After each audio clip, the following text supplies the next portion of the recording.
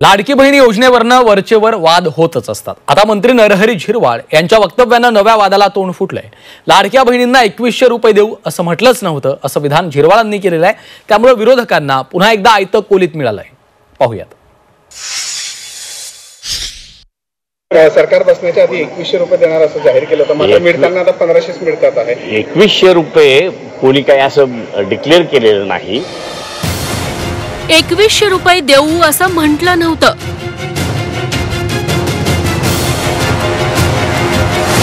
मंत्री नरहरी झिरवाळांचा नवाच दावा।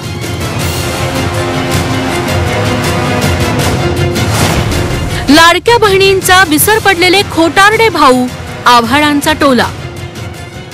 महायुतीचं सरकार पुन्हा पूर्ण काळ सत्तेत येण्यासाठी गेम चेंजर ठरलेली योजना म्हणजे लाडकी बहीण योजना। निवडणुकीआधी काही महिने ही योजना सुरू झाली।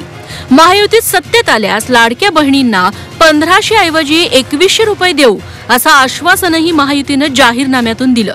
मात्र आता सत्तेत येऊन 5 महिने उलटून गेल्यावरही लाडक्या बहिणींचा हप्ता काही वाढलेला नाही। त्यात कडी म्हणून 2100 रुपयांबद्दल कुठे जाहीर केलंच नव्हतं असं अन्न आणि नागरी पुरवठा मंत्री नरहरी झिरवाळ म्हणाले आणि त्यानं नव्या वादाला तोंड फुटलंय। लाडक्या बहिणी नाराज आहे आपण सांगत असतो किंवा विरोधक सांगत असतात। बाकी लाडक्या बहिणी खुश आहेत हे एका बाजूने नाही तर सर्व बाजूने लाडक्या बहिणी खुश आहेत। सरकार बसण्याच्या आधी 2100 रुपये देणार असं जाहीर केलं होतं, मात्र मिळताना आता 1500 मिळतात आहे। 2100 रुपये कोणी काही असं डिक्लेअर केलेलं नाही। हे द्यावेत आधी तर विरोधकांनी हे 1500 देणारच नाहीत, यांच्याजवळ देण्याची ऐपतच नाही अशाच पद्धतीने सुरू केलं होतं। नंतर काय तर 2100 देणार आहे। 1500 दिले नाही ते 2100 कसे, पण 1500 दिल्यावर बाकी 2100वर जास्त जोर धरला तर तसा काही प्रकार नाहीये। इतकंच नाही तर 1500 रुपयांवर महिला खुश आहेत असा दावाही झिरवाळ यांनी केलाय। 1500 सुद्धा परिपूर्ण आहेत, कारण ज्या पद्धतीनं आता 1500वर महिला खुश आहेत। महिला म्हणजे ज्या वयोवृद्ध काही महिला त्याच्यातून सुटून गेल्या होत्या त्यांनाही त्याचा लाभ मिळालाय। अगदी मुलं बाळ किंवा नातवंड काहींना असतील त्यांना 2 रुपये देण्याचा स्वतःचा अधिकार त्या ठिकाणी स्वतःच्या हक्काचे पैसे द्यायचं त्यांना ती सुविधा निर्माण झाली असं म्हणू। यावरून आता विरोधकांनी महायुतीला पुन्हा कोंडीत पकडलंय। 1500 रुपयात महिला खुश आहेत का ते जिल्हा परिषद निवडणुकीत दिसेल असं काँग्रेस म्हणाली आहे, तर राष्ट्रवादीनं महायुतीचा उल्लेख खोटारडा भाऊ म्हणून केलाय। नरहरी झिरवाळ आता मंत्री झालेत, ते जरा पाहून वाचून बोललं पाहिजेत। 1500 मध्ये महिला खुश आहेत दिसतील ना जिल्हा परिषद पंचायत समितीला ना महानगरपालिकेच्या निवडणुकीमध्ये। तुम्ही महागाई वाढवून एकीकडे लूट सुरू केली, दुसरीकडे तुम्ही 2100 रुपये देतो म्हणून तुमच्या जाहीरनाम्यामध्ये आहे।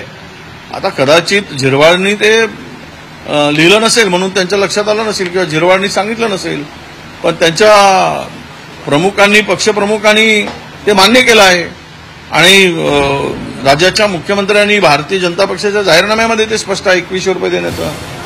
विरोधकांनी आरोप केल्यावर त्यावर उद्योगमंत्री उदय सामंतांनी उत्तर दिलंय। जाहीरनाम्यात दिलेलं आश्वासन पूर्ण करायला 5 वर्षांचा वेळ असल्याचं म्हणत त्यावर आमचा अभ्यास सुरू असल्याचं अपेक्षित उत्तर सामंतांनी दिलंय। झिरवाळ साहेब काय म्हणाले मला माहित नाही, परंतु याच्याबद्दलचं स्पष्टीकरण मुख्यमंत्री आणि दोन्ही उपमुख्यमंत्र्यांनी दिलेलं आहे।